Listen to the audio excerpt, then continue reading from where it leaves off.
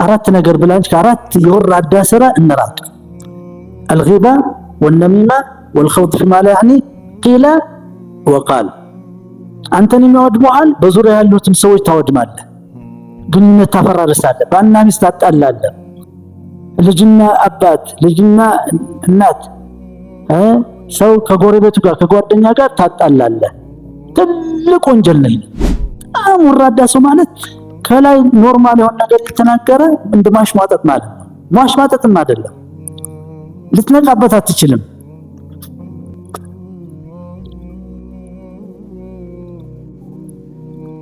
አንተ ግን ወንድምን ለመንካት ፈልገህ ነው። እማገባይ ነገር ውስጥ መግባት من حسن اسلام المرء تركه ما لا يعني او لما لا يعني። የአንድ ሰው እስላሙ ያስከው እስላም አላህ ባወረደው መልኩ ነው።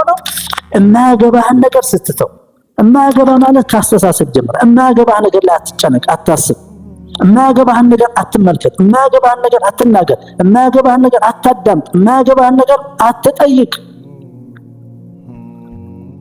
ሐታ የራስን ጉዳይ ቢሆን የራሴ ጉዳይ ያገባኛል አይደለም፣ ግን ለማይገባ ሰው ከተናገርኩኝ አያገባኝም ማለት ነው። መቆጠብ አለብኝ ማለት ነው። ይሄ ትልቅ በሽታ እኮ ነው፣ ከንቱነትም ነው፣ የሜንታል ሲክነስም ነው። ሳይኮሎጂካል ሲክነስ ብቻ ሳይሆን ሜንታል ሲክነስ ነው። ይሄ ማለት እኮ እኔ አሁን ወንድሜ ነው ያን እማማውን ሰው ማለት ነው፣ ለሱ ነው የምናገረው፣ ስለሱ ነው የምናገረው። እሱ አለ አይደለም እንዴ? ይሄ እኮ ጭንቅላቱ የተገለበጠ ሰው በጭንቅላቱ እንደሚሄድ ሰው እኮ ማለት ነው። አላህ ግፊትን አውቃለሁ እያለ ተመልከት ያለንበትን ሙሲባ። ይሄ ማለት አንድ ስራ ከመስራት በፊት ለምንድን ነው በተለይ ከሰዎች ጋር ይተያያዘ? ለምንድን ነው ስለ ሰው የምትናገረው? ከተናገርክ ደግሞ ግፊትን ተመልከት። ለኢም የሚባለው ደግሞ አስቀያሚ የሚያስፈራ ሰው፣ ይሄ ሳይኮሎጂካሊ ካንሰር የያዘው ማለት ነው። ሳይኮሎጂካሊ ሌፕሮስ የያዘው ማለት የሳይኮሎጂካሊ የሰውን ቁምጥና አይደለም፣ የሳይኮሎጂካሊ ቆማጣ ማለት ነው። የካልበለ ፓራላይዝ የካልበለ አስቀያሚ ሰው ማለት ነው። መሸከም በሱ ህይወት ገብተህ ስትናገር አንተ ይሄ የተናገርክበት ወይም ይሄን ጥያቄ ጠየቅከኝ ውስጥ ለኢም ስለሆንክ ነው፣ ኸቢስ ስለሆንክ ነው፣ ቆሻሻ ስለሆንክ ነው ብለህ ዝም ብለህ መቀበል አለብህ። ጀዛአ አለ እንትን ነው። ትናንትና እንዳልኩ ሶርሱ አንኖን ሶርስ ሲሆን ነው።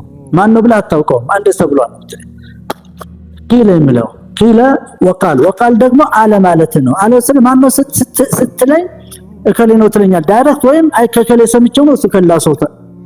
ይሄም ተራነት ነው።